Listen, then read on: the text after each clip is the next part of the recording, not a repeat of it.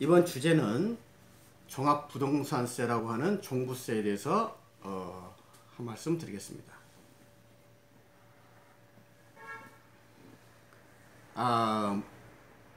무엇인고 하니 제가 전번에 강의에서 말씀드렸지만 종합부동산세는 노무현 정부 때 새로 생긴 세목입니다. 종합부동산세는 국세입니다. 그런데 이런 다주택자들의 종합부동산세에 회피를 막고자 정부가 그런 회피하는 것을 막고자 차단하려고 한답니다. 거기에 대해서 제가 딱 보니까 그 헤드라인을 보니까 제가 해야 할 말이 있어서 강의를 하게 됩니다. 일반적으로 이 내용을 보니까 자, 여러분들 명의신탁하고 신탁이 있다는 얘기는 전번에도 한번 설명을 드렸습니다. 그러니까 여기서는 그냥 명의신탁이 아니고 그냥 신탁사한테 신탁하는 걸 말합니다. 자, 어떤 사람이 아파트가 세 채가 있어요. 그런데 그게 세 채가 되면은 공시지가가 6억이 넘어가면 종합부동산세의 대상이 됩니다. 그러니까 무조건 종합부동산세를 내게 됩니다. 그런데 한 채를 만약에 큰 거 하나를 종합부동산세는 인별과세입니다. 세대별 과세가 아니고 인별, 사람에 따라서. 그럼 그거를 이 종합부동 세 채 중에 하나를 KB국민신탁이나 예를 들면 신탁사에다가 위탁을 합니다. 자, 여러분들 용어부터 정리해 드릴게요. 신탁사, 신탁자, 위탁자 똑같은 말입니다. 신탁하는 사람, 위탁하는 사람. 그리고 그거를 명의를 받는 사람을 수탁자라고 합니다. 수탁자. 자, 정리가 됐으면은 그러니까 지금까지는 그 종부세 납부 의무자가 수탁자였습니다. 그게 당연하죠. 그때도 설명을 들었죠. 제가 일단 남한테 신탁을 하게 되면 KB 국민신탁에다가 신탁을 하게 되면 그 소유권은 누구로 본다? KB 국민신탁으로 한다 이런 얘기입니다. 홍길동이가 KB 국민신탁으로 신탁한 순간 KB 국민신탁의 소유자가 되는 것입니다. 그러니까 당연히 납세 의무자가 수탁자가 되는 게 원칙입니다. 이게 대원칙이에요. 이래 왔어요. 그런데 아까 말씀드렸듯이 다주택자들이 종부세를 회피하고자 하나를 그 신탁사에다 맡긴다는 얘기예요. 그러면은 둘 다 종부세를 물지 않겠죠. 아까 말씀드렸듯이 인별과세이니까 쪼개는 거죠. 쪼개는 거다 이 말이에요. 부부간에도 그런 경우도 있어요. 여기서 부부간에도 그렇잖아요. 부부 합산하는 게 아니고 인별과세. 이 부부 합산이 전번에 몇 년 전에 헌재에 의해서 위헌 판결을 받아서 인별, 사람별로 바뀌어진 거예요.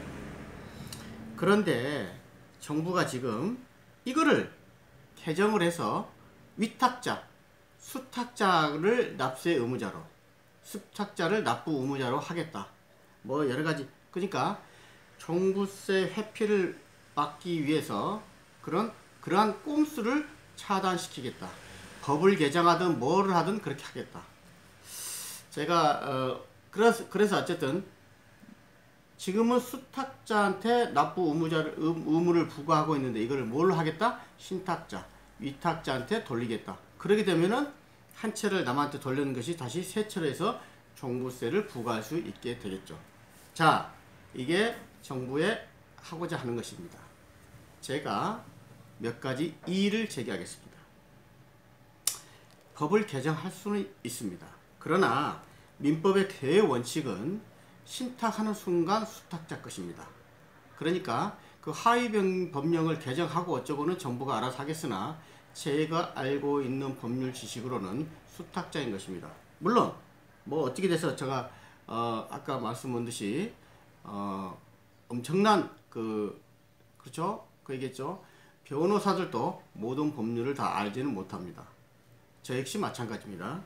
그러니까 신탁자로 다시 바꾸겠다. 납세 의무자를 약간 억지스럽다는 얘기입니다. 이게 첫째 억지다. 왜? 수탁자가 정상이다. 꼼수를 한다 그래도 법은 애초부터 약간의 허술한 게 있습니다.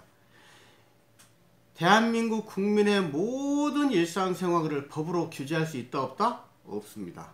그래서도 안 됩니다. 그렇게 되면 사회주의가 되고 경찰국가가 된다고 얘기를 했습니다.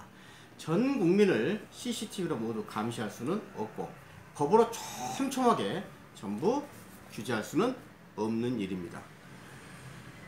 자, 그 다음에 두 번째 제가 말씀드리고자 하는 것은 종합부동산세는 없어져야 될 세금이다, 이런 얘기입니다. 그럼에도 불구하고 어떻게든지 이런 와중에 코로나가 해서 뭐 대기업 다 쓰러지고 있는 와중에 일반 국민들의 세금을 아주 빡빡 긁으려고 이런 짓을 하고 있는 것입니다. 쉽게 말해서 없어져야 될 종합부동산세, 생긴 지 얼마 안 됐다고 그랬죠.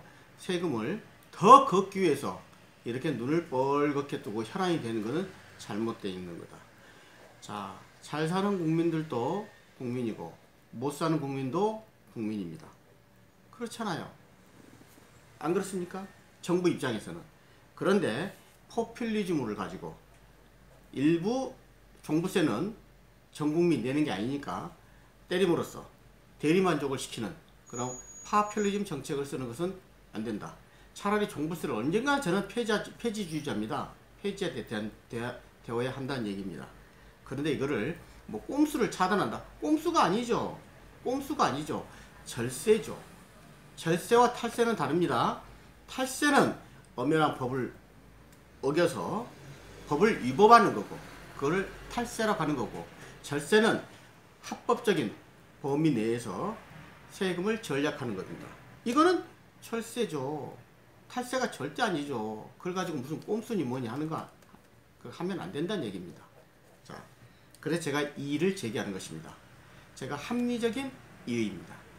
그러니까 어찌됐건 정부는 왜 이렇게 외국이나 중국이나 다른 모든 사람한테는 관대하면서 심지어 본인들 자신한테는 그렇게도 관대하면서 일반 국민들이나 서민들한테는 이렇게 들들들 볶는지 모르겠습니다. 종부세는 폐지돼야 옳습니다. 좋아요, 구독 꼭 부탁드립니다. 감사합니다.